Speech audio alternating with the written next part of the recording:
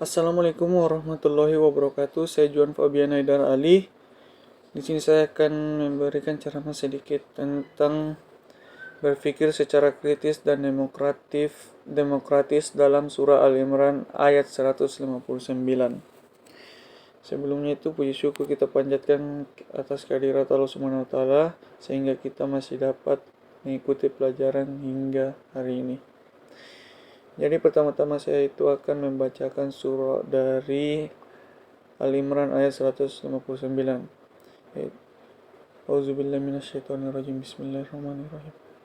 Fabima rahmatim minallahi lintalahum walau kunta faddadon golidol kolbi lan fadlu min haulik fa'afu annum wastaghfir lahum masyawirhum fil Fa'iza azamta fatawakkal Allah innallaha yuhibbul mutawakkilin.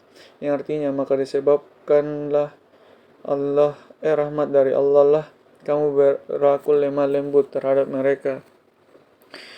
Sekiranya kamu bersikap keras lagi, berhati kasar, tentulah mereka menjauh diri dari sekelilingmu. Karena itu maafkanlah mereka, mohonkanlah ampun bagi mereka dan bermusyawaratlah dengan mereka dalam urusan itu.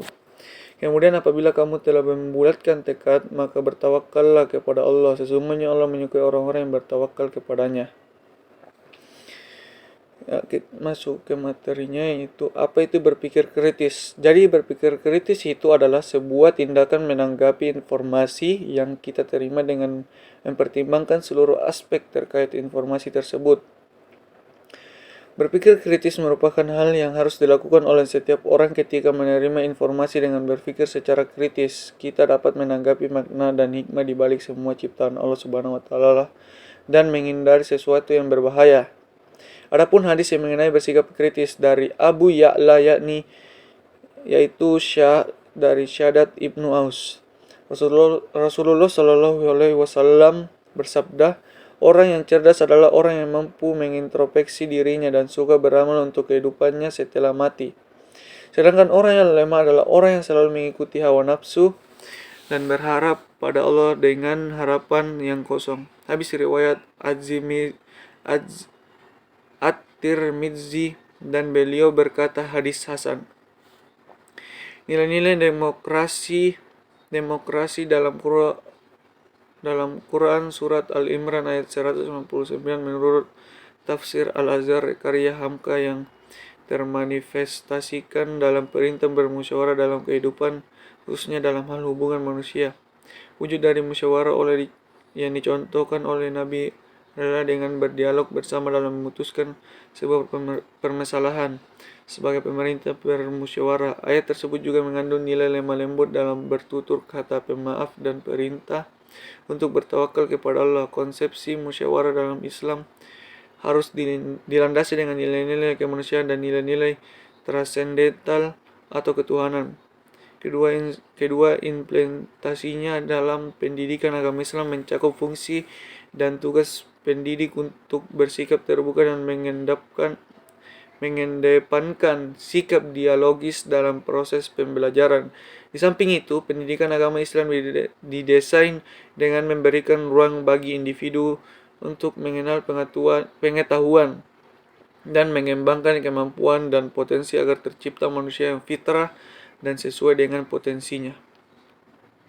Adapun hadis yang mengenai bersikap demokratis yaitu dari Abu Hurairah. Ia berkata bahwa aku tidak pernah melihat seseorang yang lebih sering bermusyawarah dengan para sahabat daripada Rasulullah Shallallahu alaihi wasallam. Habis riwayat At-Tirmidzi. Adapun arti surah Al-Imran ayat 159 yaitu, maka disebabkan rahmat Allah dari Allah kamu berlaku lemah lembut terhadap mereka. Sekiranya kamu bersikap keras lagi, berkata kasar, tentulah mereka menjauh dari sekelilingmu. Karena itu maafkanlah mereka, mohonkanlah ampun bagi mereka, dan musyawarahlah dengan mereka dalam urusan itu. Kemudian apabila kamu telah membulatkan tekad, maka bertakwalah kepada Allah. Sesungguhnya Allah menyukai orang-orang yang bertawakal kepadanya.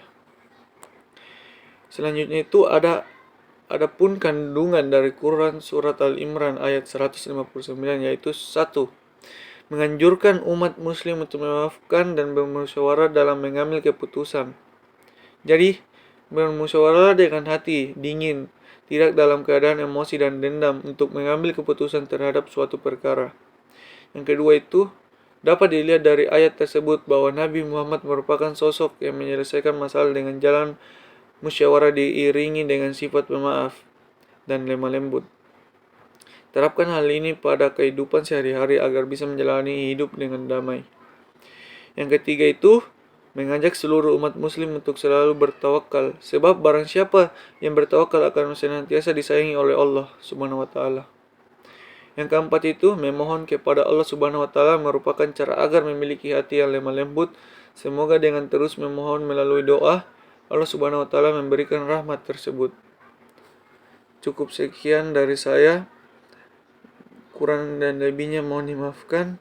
Wabillahi taufiq wal hidayah. Wassalamualaikum warahmatullahi wabarakatuh.